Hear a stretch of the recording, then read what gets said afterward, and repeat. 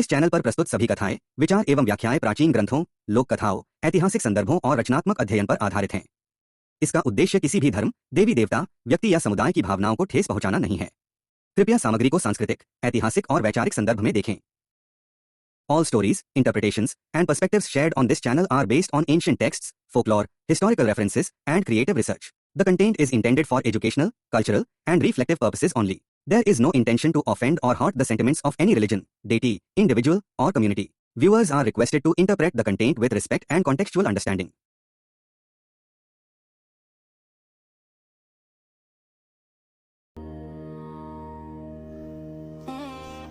जब एक स्त्री के साथ गलत होता है तो सबसे पहले सवाल उसे नहीं, उसकी नीयत से पूछा जाता है। तुम वहां गई ही क्यों थी? तुमने पहले कुछ कहा क्यों नहीं? इतना सब कुछ तुम्हारे साथ होता रहा और तुम चुप कैसे रही?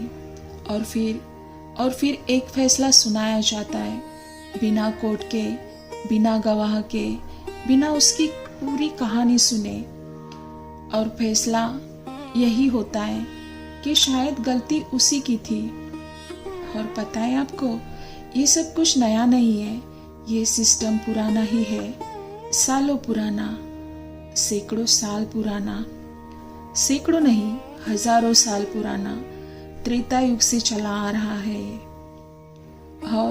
और इस कहानी की शुरुआत अहिल्या से हुई थी। अहिल्या रामायण की एक ऐसी स्त्री जिसके साथ जो हुआ, जिस पर कभी सवाल नहीं हुए बल्कि उसको सवाल किए गए। उस युग में उसे श्राप दिया गया, आज के युग में उसे कमेंट सेक्शन में मार दिया जाता है। तब कहा गया तुम अब पत्थर बनने लायक हो, आज कहा जाता है तुम्हारा कैरेक्टर ही क्वेश्चनेबल है। फर्क सिर्फ शब्दों का है, सोच अब भी वही है। अहिल्या ने अपनी सफाई नहीं दी, क्योंकि जब सिस्टम ही जज हो तो सच सिर्फ एक कहानी रह जाता है। लोग कहते हैं आज तो स्त्री बोल सकती है, लेकिन बोलने की बात क्या? उसे याद दिलाया जाता है उसका अतीत, उसके पहने हुए कपड़े, उसकी मुस्कान, और ये सब उसके खिलाफ इस्तेमाल किया जाता है। और फिर इसीलिए एक पॉइंट पर आकर स्त्रियां चुप रहना ही पसंद करती है, बिल्कुल हमारी आज की नायिका अहिल्या की तरह। आज की कहानी श्राप की नहीं, ये कहानी है उस दोष की जो बिना सबूत के सिर्फ स्त्री पर ही रखा गया था।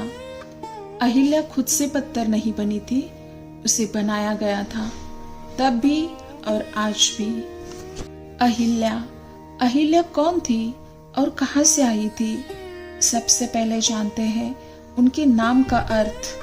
अहिल्या, जो हिलती नहीं, मतलब डगमगाती नहीं, ये नाम बताता है कि वह भावनात्मक रूप से स्थिर थी, आवेग में बहने वाली नहीं थी। और उनके उस अद्भुत सौंदर्य का गहरा राज भी यही से आता है। उनका सौंदर्य आत्मिक संतुलन से जुड़ा था। यही कारण था कि देवता तक उनकी ओर आकृष्ट हुए, वासना से नहीं, उस स्थिरता से जो उनमें थी। उनका नाम सिर्फ शब्द नहीं, उनके चरित्र का संकेत था। दोस्तों, कई परंपराओं में अहिल्या को ब्रह्मा की मानस पुत्री माना गया है, यानी कि उनका जन्म शरीर से नहीं, चेतना से हुआ है। इसका अर्थ यह है कि अहिल्या को सुंदर बनने के लिए नहीं, समझदार होने के लिए रचा गया था।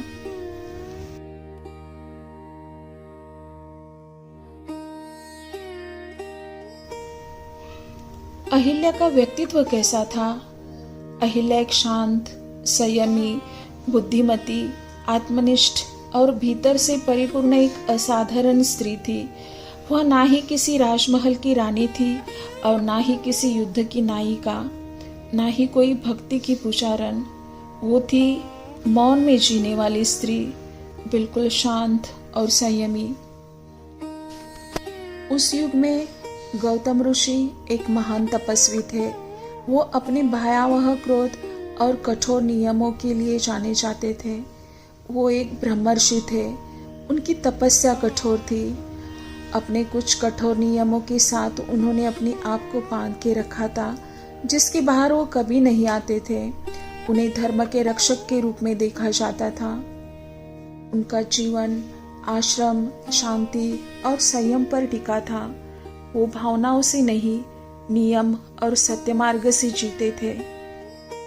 अहिल्या का सौंदर्य और बुद्धि कई ऋषि और देवताओं को आकर्षित करती थी, लेकिन ब्रह्मा ने ऐसा निर्णय लिया कि अहिल्या का विवाह ऐसे पुरुष से हो जो वासना से ऊपर हो।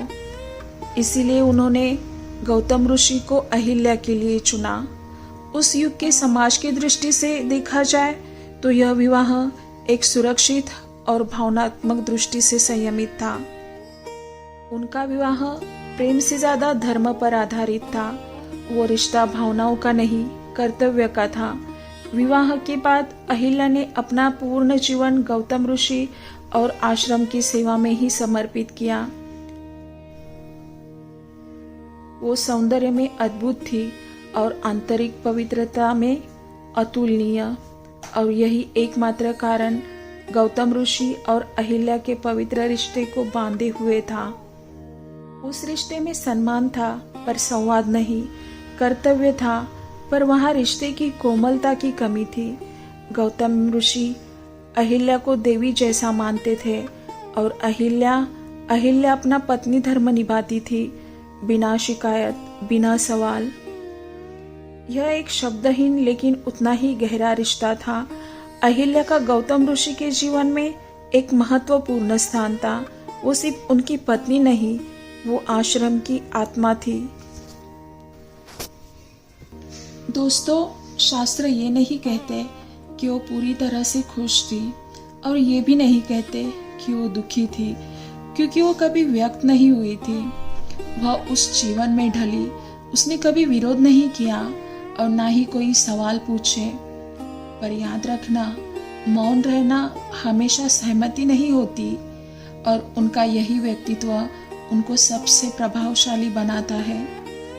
और ऐसी गुणी, साध्वी, तपस्वी स्त्री ब्रह्मांड से कैसे छुप सकती है भला?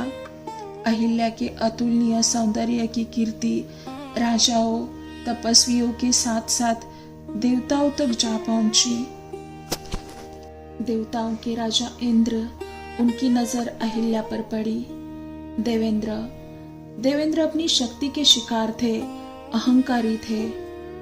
देवलोक का राजा होने के बावजूद वो तपस्या और तपस्वियों से हमेशा भयभीत रहते थे। जब भी कोई ऋषि तपस्या करता, इंद्र का सिंहासन कांप जाता। और जब गौतम ऋषि की तपस्या बढ़ने लगी, इंद्र ने सिर्फ तपस्या नहीं देखी, उन्होंने देखी अहिल्या, एक पवित्र, शांत, साध्वी, मौन स्त्री जो उस आश्रम की मर्यादा थी। इंद्र का ये आकर्षण प्रेम नहीं था, ये अहंकार और भोग की इच्छा थी। इसलिए उसने ऋषियों से सीधे सीधे सामना नहीं किया था, उन्होंने छल का मार्ग अपनाया। एक सुबह ऐसे ही जब गौतम ऋषि स्नान करने के लिए आश्रम से बाहर गए, इंद्र ने कपट से उनका रूप धारण किया। वही आवाज, वही चेहरा, वही विश्वास, बिल्कुल गौतम ऋषि की प्रतिकृति। अहिल्या का उस दिन मौन व्रत था। अहिल्या ने उन्हें देखा, कहीं से भी उन पे कोई शंका करने की गुंजाइश नहीं थी। वो पल सहमति का नहीं था, वो भरोसे और शक्ति का दुरुपयोग था। और फिर सच सामने आ गया। जैसे ही गौतम ऋषि आश्रम लौटे, इंद्र अपनी असली रूप में पकड़ा गया और उसी क्षण गौतम ऋषि का क्रोध फूटा। पर उस क्रोध का रुख सिर्फ इंद्र की तरफ नहीं था। इंद्र को तो श्राप मिल ही गया, पर अहिल्या को पूछा तक नहीं गया, न उसकी बात सुनी, न उसका दर्द देखा। फैसला तुरंत हो गया। गौतम ऋषि ने अहिल्या को शापित किया, अहिल्या, तुम पत्थर बनकर इसी स्थान पर रहोगी, बिना भोग, बिना दुख, बिना समय के प्रभाव के। और जब प्रभु श्री राम वहां आएंगे, उनके चरण स्पर्श से तुम्हारा उद्धार होगा। इस श्राप का ये अर्थ था कि अहिल्या को सिर्फ समय से अलग किया गया था ताकि उस पर कोई और लांछन ना लगे, कोई और आरोप ना हो और कोई और जजमेंट ना कर सके। ये श्राप सिर्फ अहिल्या पर नहीं था, ये उस दिन की गवाही था जब नियमों ने करुणा को हरा दिया था। अहिल्या ने कोई सफाई नहीं दी, शायद इसीलिए नहीं दी कि वो दोषी थी, बल्कि इसीलिए क्योंकि वो जानती थी यहाँ न्याय और धर्म एक ही है।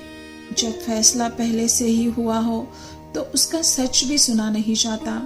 और उसी दिन एक स्त्री पत्थर नहीं बनी, बल्कि उसे पत्थर बना दिया गया। अहिल्या की कहानी में गलती एक स्त्री की नहीं थी, पर सजा सिर्फ उसे मिली। ये कहानी एक स्त्री की कहानी नहीं, ये 3 पुरुषों की असफलता की कहानी है। जी हाँ, चौंकिए मत, मैंने सही कहा। यहाँ इस कहानी में 3 पुरुष थे, एक ऋषि गौतम, दूसरे देवलोक की राजा इंद्र और तीसरा आप और मैं, यानी कि उस वक्त का समाज। श्राप के बाद अहिल्या सिर्फ पत्थर नहीं बनी, उस समाज की चुप्पी बनी, स्त्री की सहनशीलता बनी और समय की प्रतीक्षा। उन्होंने आत्महत्या नहीं की, ना ही कोई शिकायत की या फिर देवताओं को कोसा, और यह उनकी कमजोरी नहीं बल्कि एक अद्भुत आत्मबल था। प्रभु श्री राम के वनवास के दौरान जब श्री राम वहां आए तो उनके स्पर्श से अहिल्या का सिर्फ उद्धार ही नहीं हुआ, बल्कि उन्होंने उसे आंतरिक रूप से पहचाना। उसे कोई सवाल नहीं पूछे, कोई परीक्षा नहीं ली गई, कोई निर्णय नहीं सुनाया, सिर्फ और सिर्फ मुक्ति। वो मुक्त इसलिए नहीं हुई कि वह निर्दोष साबित हुई, बल्कि इसीलिए मुक्त हुई कि पहली बार उसे किसी ने आंतरिक रूप से पहचाना, उसे सुना गया। तो आखिर में एक ही सवाल आता है, अहिल्या आखिर थी कौन? अहिल्या थी सिर्फ पत्नी। वो सिर्फ पत्नी नहीं, सिर्फ श्राप की कथा नहीं, सिर्फ पत्थर नहीं, वह थी एक परिपूर्ण स्त्री जिसे एक ही घटना में समेट दिया गया। आज हम कहते हैं बोलना जरूरी है, पर हम ये कम ही पूछते हैं बोलने के बाद होता क्या है। अहिल्या ने बोला नहीं, वो इसलिए नहीं कि उसके पास सच नहीं था, बल्कि इसलिए कि उसके पास सुनने वाला कोई नहीं था। हजारों साल बीत गए, युग भी बीत गए, नाम बदल गए, शब्द बदल गए। तब श्राप था, आज जजमेंट है। तब पत्थर बनाया जाता था, आज कैरेक्टर तोड़ दिया जाता है। मी टू जैसी मूवमेंट ने आज की स्त्रियों को आवाज दी, और ये जरूरी भी था। पर अहिल्या हमें याद दिलाती है कि आवाज से भी ज्यादा जरूरी होता है न्याय, जिसे आज के जमाने में हम कहते हैं इंसाफ, जस्टिस। क्योंकि अगर सच बोलने के बाद भी फैसला पहले से तय है तो हर युग में एक अहिल्या जरूर जन्म लेगी। सवाल ये नहीं है कि स्त्री बोले या नहीं, सवाल ये है क्या हम सच सुनने के लिए तैयार हैं? आप सबका बहुत बहुत धन्यवाद।